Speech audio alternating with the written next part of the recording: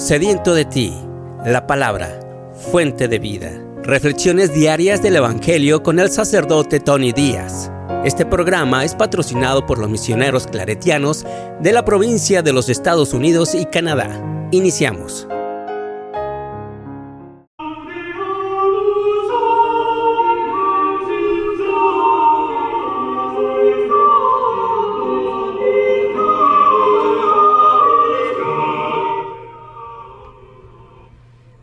Bienvenidos hermanos a nuestras reflexiones del Evangelio del día. Hoy es viernes de la cuarta semana de Pascua, El Evangelio de hoy viene de Juan capítulo 14, versículos 1 al 6.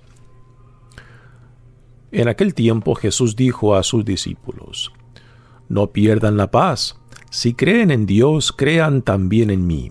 En la casa de mi Padre hay muchas habitaciones. Si no fuera así, yo se lo habría dicho a ustedes, porque ahora voy a prepararles un lugar, y cuando me vaya y les prepare un sitio, volveré y los llevaré conmigo, para que donde yo esté, estén también ustedes. Y ya saben el camino para llegar al lugar a donde voy. Entonces Tomás le dijo: Señor, no sabemos a dónde vas. ¿Cómo podemos saber el camino? Jesús le respondió: Yo soy el camino, la verdad y la vida. Nadie va al Padre si no es por mí. Palabra del Señor.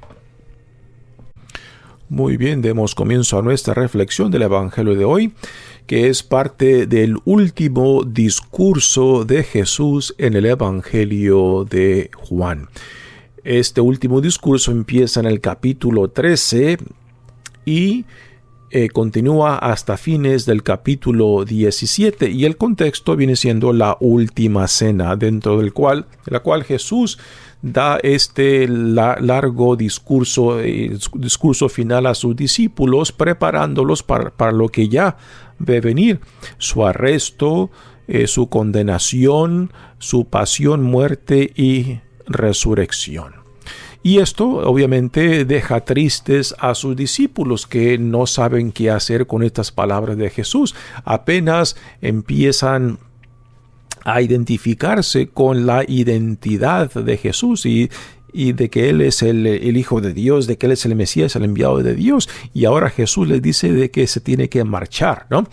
Y nuevamente esto obviamente los pone tristes, porque no saben qué hacer con estas palabras de Jesús.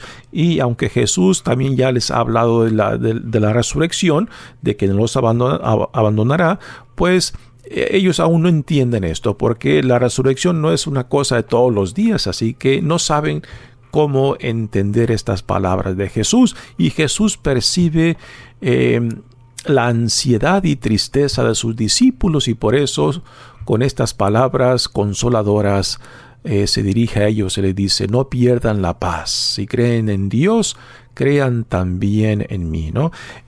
Son palabras muy interesantes, ¿no? De que Dios llevará a cabo su plan de salvación de una forma u otra, ¿no?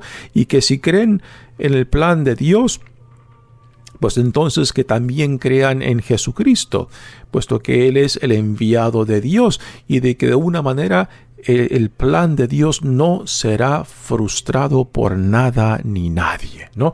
De que aunque no entiendan el cómo, aunque no sepan los detalles de cómo todo este plan de salvación se llevará a cabo, de que confíen de que Dios lo llevará a cabo, y que por tanto no desesperen, de que pongan su confianza en su fe, no simplemente en las palabras de Jesús, sino en la persona de Jesús, o sea, de quién es Él y quién lo envió.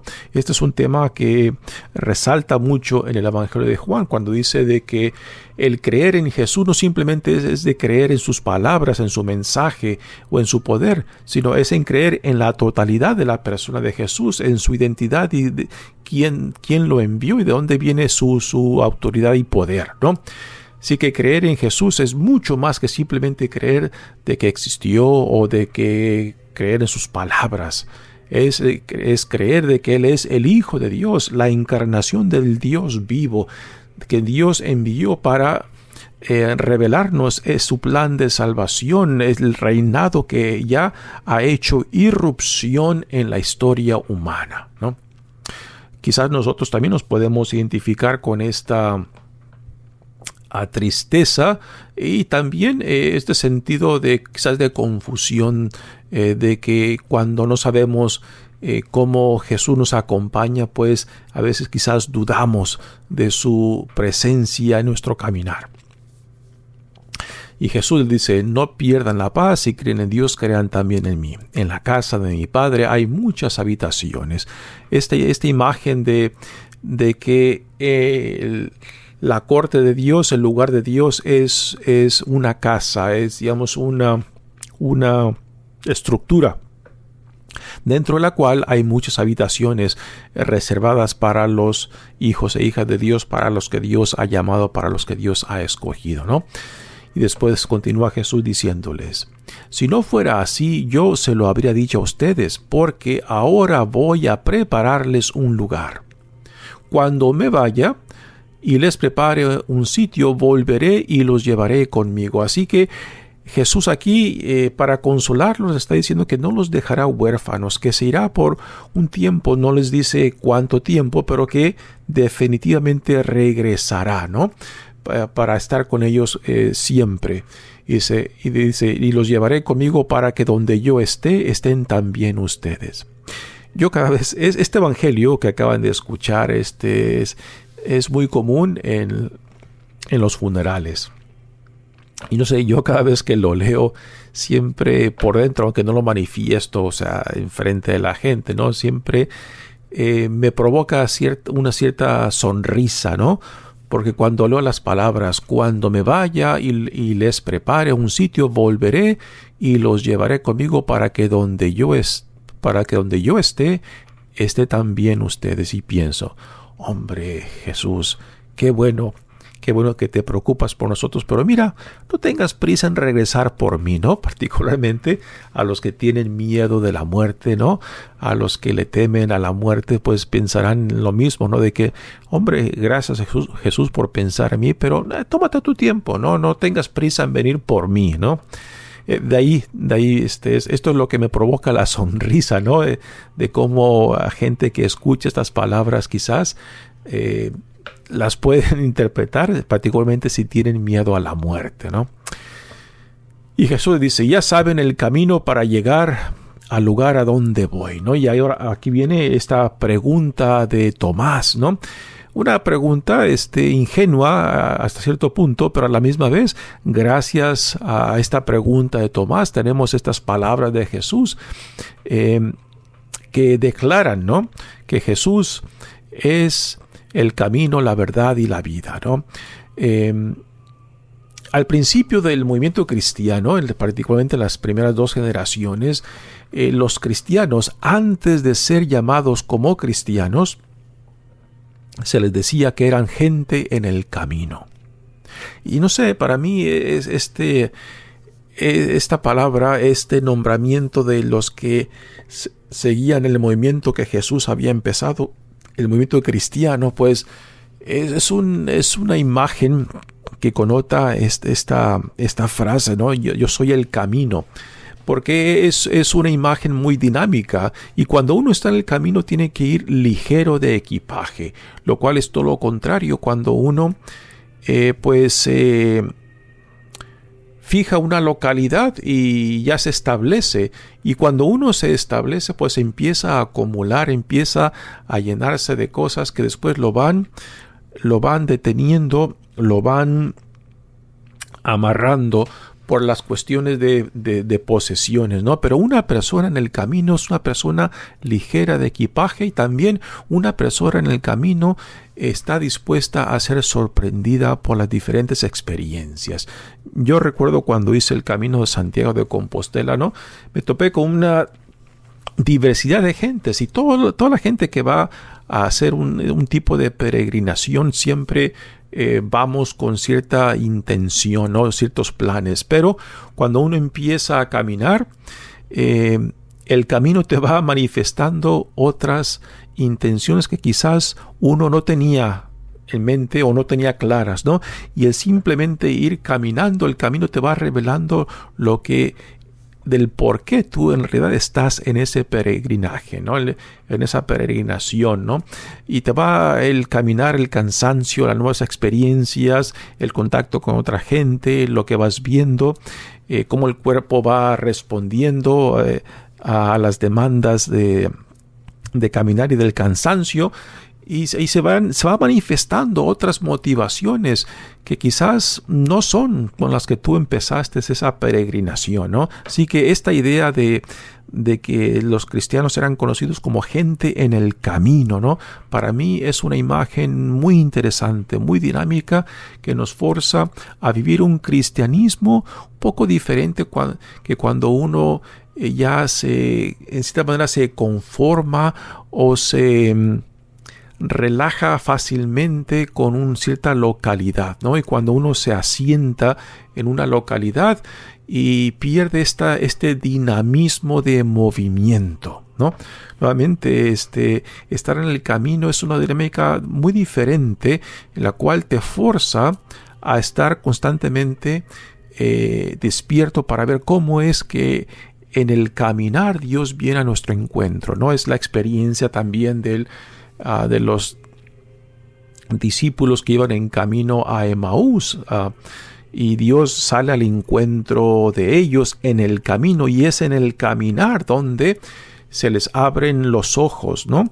Jesús les abre los ojos y se ha dado cuenta la dureza del corazón y lo ciego que estaban en realidad en sus expectativas aún de Jesús a pesar del tiempo que pasaron con él, ¿no?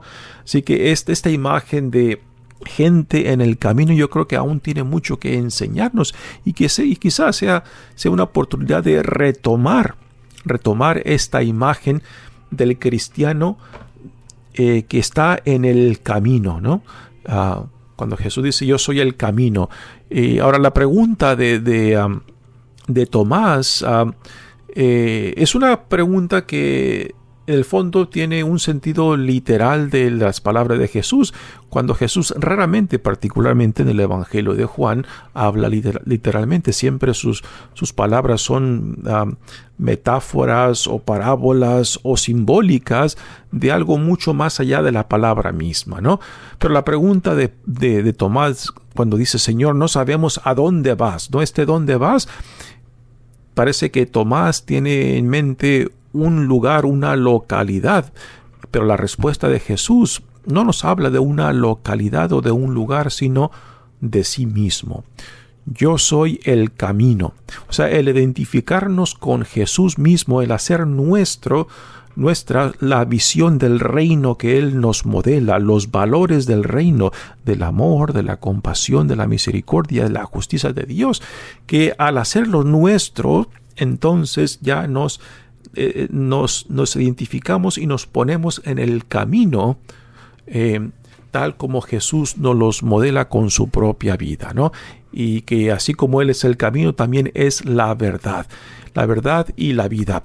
Pero ahora esta triple identificación de Jesús, que aquí están conectadas con esta autoidentificación del yo soy, nuevamente que nos remonta a la autorrevelación de Dios para con Moisés, cuando Moisés le pregunta, y a tu pueblo que se encuentra en Egipto, ¿quién le diré que me ha enviado? Y Dios le dice, dile que yo soy te ha enviado, ¿no? Y aquí Jesús se la aplica a sí mismo y conectado con esta triple identidad de camino, verdad y vida. ¿Cómo hemos de entender esta triple identificación de Jesús como camino, verdad y vida? No como algo muy estricto, rígido, ¿no? Más que todo con la libertad y flexibilidad con la cual Jesús modela ser el camino, la verdad y la vida. A veces en ámbitos religiosos podemos ser muy estrechos, tanto de mente como de corazón, en querer reducir a Dios y a Jesús a nuestras ideas, imágenes, ¿no? Pero la persona de Jesús, tal y como los evangelios nos lo presentan, es una vida que se vive en gran libertad, particularmente en torno a la experiencia del amor, de la compasión y de la misericordia de Jesús, ¿no? Así que cuando Jesús nos habla de que Él es el camino, la verdad y la vida, hemos de tomar de esto no algo muy estrecho, sino algo mucho más amplio, algo mucho más flexible, puesto que el amor no tiene una sola cara, no tiene una sola forma, no tiene un solo patrón, tiene una diversidad de expresiones que, cuando son genuinas, siempre promueven vida. Yo creo que a esto es a donde nos tenemos que dejar llevar por esta triple autodefinición de Jesús en torno a sí mismo. Mi nombre es Padre Tony Díaz, misionero claretiano. Que Dios los bendiga. Este programa fue presentado por los misioneros claretianos de la provincia de Estados Unidos y Canadá, una congregación católica romana global de sacerdotes y hermanos que atiende las necesidades religiosas y pastorales de las comunidades vulnerables.